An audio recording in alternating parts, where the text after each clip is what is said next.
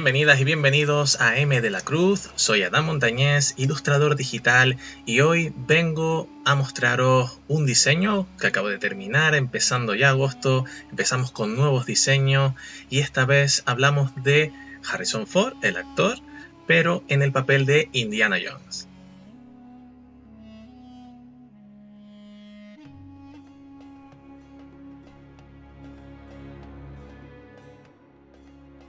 En esta ilustración iremos viendo el proceso que he ido realizando, como en casi todas las ilustraciones que vamos colgando en YouTube, y también veremos pues unos pinceles nuevos que he ido preparando, he ido dotando.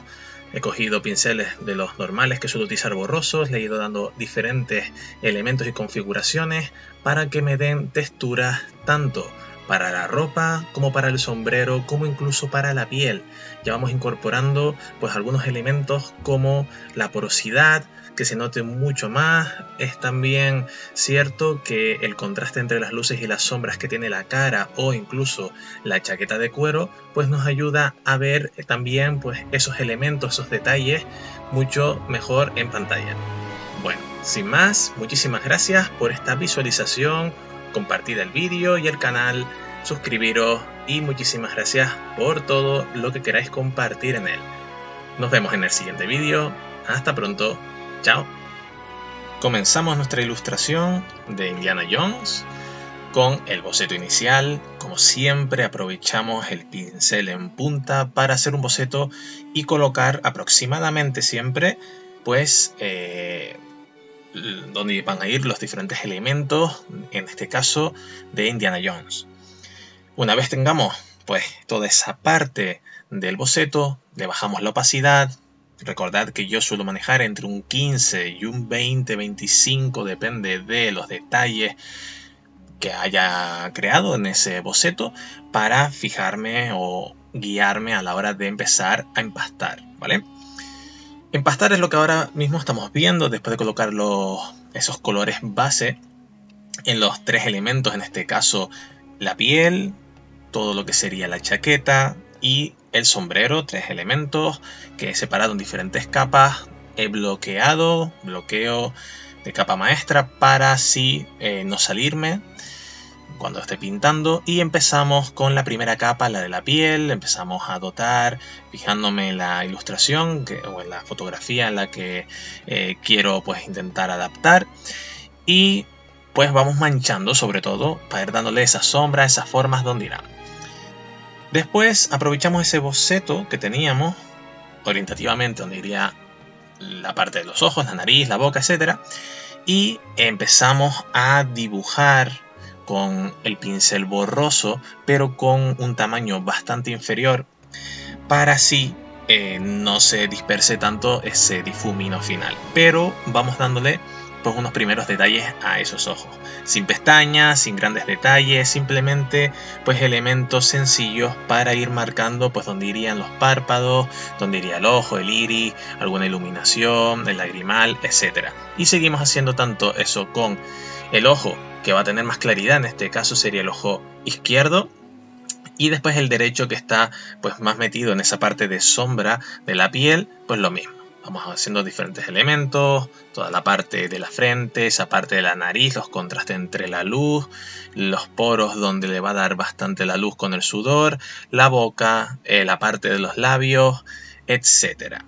Seguimos por la parte del labio, la parte de la boca, las comisuras, la parte de la barbilla, sobre todo para ir dándole un mejor enfoque a toda esa parte de la musculatura, las características que tiene en este caso pues este actor, y sobre todo pues ir configurando en el dibujo lo que vamos viendo. Para la hora de configurar, me refiero a la hora de plasmar esos elementos que queremos, pues intentamos aprovechar toda la parte de comisuras, toda la parte de las mejillas, la nariz, todos esos elementos característicos de la persona que estamos ilustrando, para ir dejándolo pues más encaminado, dándole la forma más correcta que al principio. Después, otros elementos que podemos también pues ir retocando, ir haciendo: las orejas de forma muy sencilla al principio, y las cejas lo mismo, pero utilizando dos tipos de colores un poquito diferentes. ¿A qué me refiero con esto? La ceja del ojo izquierdo, que es la que le da directamente esa luz lateral, irá con un color un poquito más entre marrón y amarillo, un poquito más claro que la ceja que está dentro de la zona oscura en el ojo derecho, que apenas se irá viendo cuando le empecemos a aplicar las sombras un poquito más fuerte en esa zona de la cara, pero sí tiene que ir con un color marrón un poquito más duro. Seguimos con la parte de la barba, la parte del bigotito, todos esos elementos que nos van a ir ayudando a coger los rasgos del personaje y del actor. En los labios, pues más de lo mismo, intentamos hacer la forma de ese labio inferior, marcándolo con la parte de la barbilla, los elementos de la barbilla para implementar esa barba que he hecho, la barba muy mínima. He utilizado uno de estos pinceles nuevos que comentaba y lo único que hago son trazos y me va creando pues como muchas manchitas separadas y desordenadas. Cada vez que le doy un trazo varía. El pincel no siempre sigue las mismas rayas en las mismas condiciones, sino va variando. Y me ayuda o me facilita el crear puntos mucho más rápido. Para ello lo que hago es bajo la opacidad para que esas rayas y esos puntos que me voy a ir creando con la barba no se queden tan duros, tan marcados. Entonces pues simplemente me guío con ello y después voy haciendo un repaso por encima con un pincel de pelo, con el que siempre hacemos las cejas, con el que hacemos normalmente también el pelo de la cabeza, y empezamos a marcar muy suavito algunos puntos donde van a ir esos pelos individuales más oscuros, y con un color más claro pues lo mismo para esos pelos, pues pueden ser con alguna cana, puede ser con algún reflejo de la propia luz. La cicatriz de la barbilla, simplemente marcando un poquito la zona baja donde iría la sombra y con un pincel con el mismo color que la piel, pero le subimos un poquito el brillo o lo saturamos un poquito más, depende de lo que queramos conseguir, pues marcamos ese reflejo para que parezca que esa herida, ese corte, sea pues un elemento que no está pegado.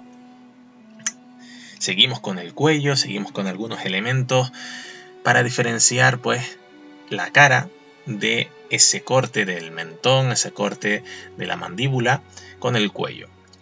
En este caso, como tiene la ropa bastante pegada y la luz no viene de frente sino desde el lado izquierdo, pues lo que nos proporciona es que la propia ropa cree pequeñas zonas de sombra.